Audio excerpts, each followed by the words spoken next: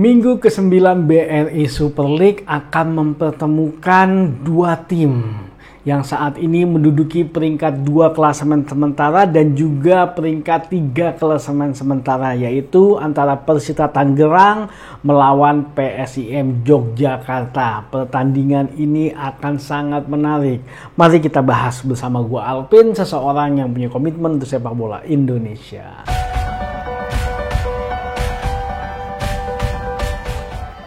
Persita Tangerang yang saat ini mempunyai performa yang cukup baik kalau menurut gua, karena dia secara 4 pertandingan terakhir berhasil selalu meraih kemenangan. Bahkan bukan hanya tim kecil, tim besar seperti Persib pun juga mengalami kekalahan dari Persita Tangerang. Cara bermain mereka yang cukup menjaga lini pertahanan dan melakukan serangan balik yang bagus dan sangat terstruktur menjadi kunci dari kemenangan-kemenangan mereka. Di pertandingan terakhir ketika mereka melawan Semen Padang, mereka memang sedikit berubah dengan sedikit keluar menyerang tanpa selalu menunggu, berbeda dengan pertandingan-pertandingan mereka sebelumnya. Sedangkan PSIM Yogyakarta yang sampai saat ini performanya masih cukup konsisten, kalau menurut gua mereka juga membuktikan ketika mereka kehilangan salah satu pemain di lini belakangnya mereka mampu menjaga itu ketika mereka berhasil menahan imbang PSM Makassar dengan skor 0-0.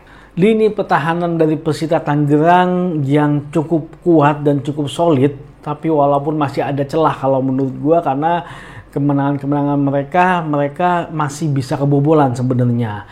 Ketika mereka lawan Persib, Jepara, lawan PSM Makassar, mereka masih kebobolan. Itu akan menjadi kendala tersendiri menurut gua bagi PSIM Yogyakarta untuk bisa menciptakan gol. Strategi yang tepat yang diterapkan pelatih akan menjadi kunci hasil dari pertandingan ini.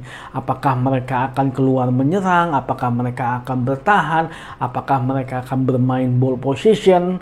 Itu akan menjadi sebuah keputusan yang harus diambil yang mungkin akan menentukan akhir dari hasil pertandingan ini.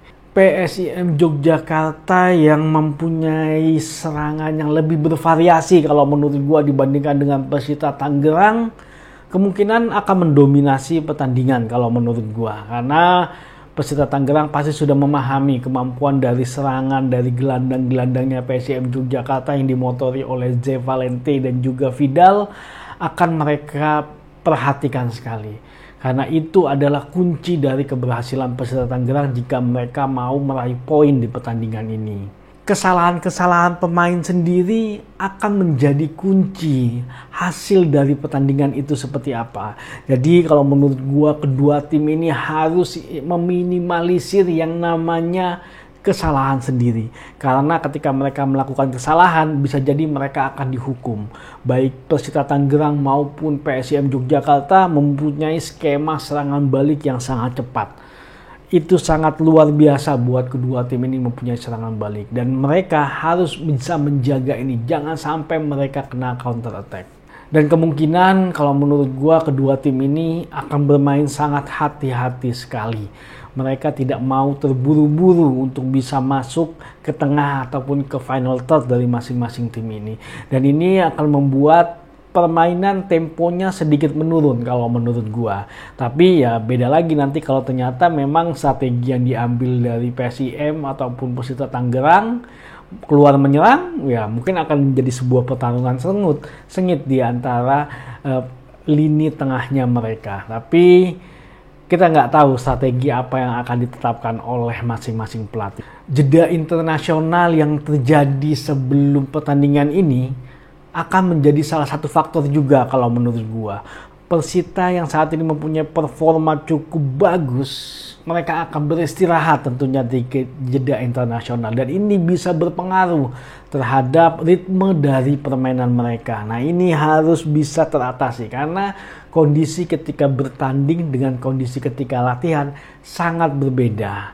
Kemampuan fisik dari pemain yang dikeluarkan juga sangat berbeda sekali. Nah, ini gimana pinternya masing-masing pelatih nih untuk menjaga. Persita Tangerang masih punya keunggulan karena di minggu ini mereka masih bermain melawan Semen Padang.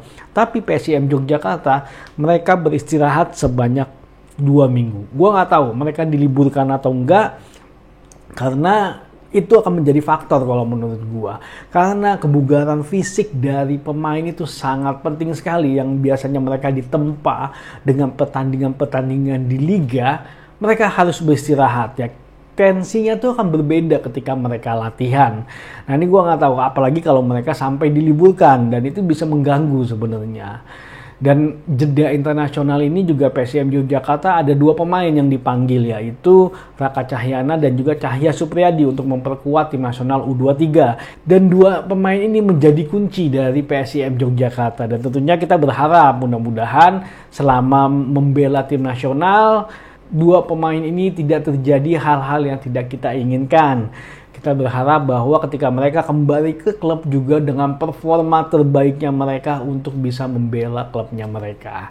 Ya ini akan menjadi sebuah pertarungan yang menurut gua ditunggu-tunggu lah buat masing-masing supporter, karena posisinya deket-deketan peringkat 2 dan juga peringkat 3 klasemen. Kalau PSIM Yogyakarta bisa menang, PSIM Yogyakarta akan merebut lagi posisi klasemen 2, peringkat 2 klasemen sementara. Dan PSIM Yogyakarta pun terkenal dengan kemampuan tandangnya ya. Mereka mempunyai statistik yang sangat bagus ketika mereka bermain tandang. Tapi Persita Tangerang saat ini mempunyai performa yang cukup baik dengan 4 kali kemenangan berturut-turut di laganya mereka.